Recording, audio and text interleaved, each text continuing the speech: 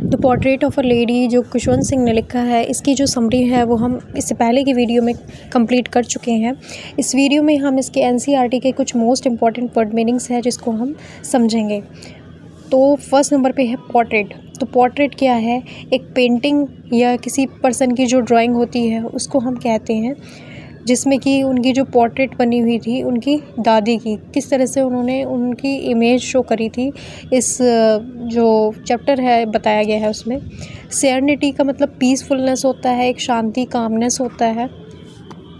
Wrinkled का मतलब होता है कि जो स्किन होती है उस पर किस तरह से क्रिस क्रॉस जो लाइंस होती है स्किन पर बन जाती है, जो झुर्रीदार होती हैं, झुर्रियाँ आ जाती हैं, उसको हम व्रिंकल्ड कहते हैं। हॉबल्ड का मतलब बहुत ही झुककर बड़ी मुश्किल से जैसे चल पाना, उसको हम कहते हैं, क्योंकि जो उनकी दादी थी वो काफ़ी ज़्यादा मुश्किल से चलती थी। स्टेल चपातीज़ में यानी कि जो बासी ड्राई रोटीज़ होती हैं उनको कहते हैं। तो बासी रोटीज़ जो थी खुशवंत सिंह को लंच के लिए दिया करती थी। मोनोटोनस का मतलब होता है बोरिंग या विदाउट वैरायटी, जो कि बिल्कुल बोरिंग लगे।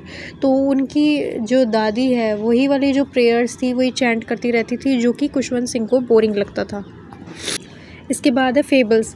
फेबल्स शॉर्ट स्टोरीज़ होती है जिनसे हमें कुछ सीखने को मिले। तो वो कथाएं जो थी दादी उसको सुनाया करती थी, शॉर्ट स्टोरीज़ बताया करती थी।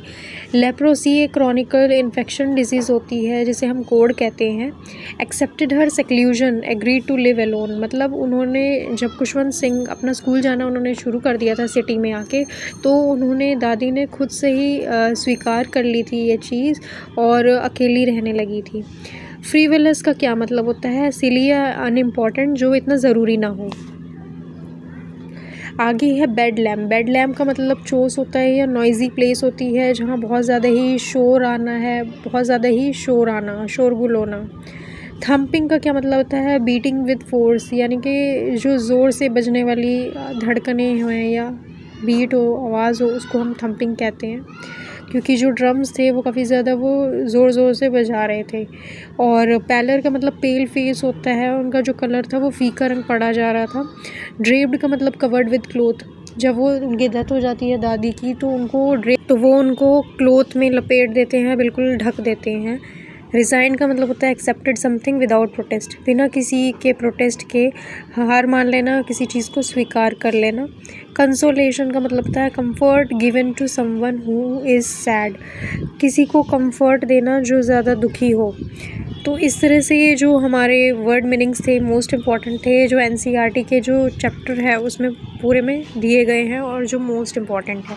तो इस वीडियो में इतना ही, मिलती हूँ मैं नेक्स्ट वीडियो में। Thank you for watching.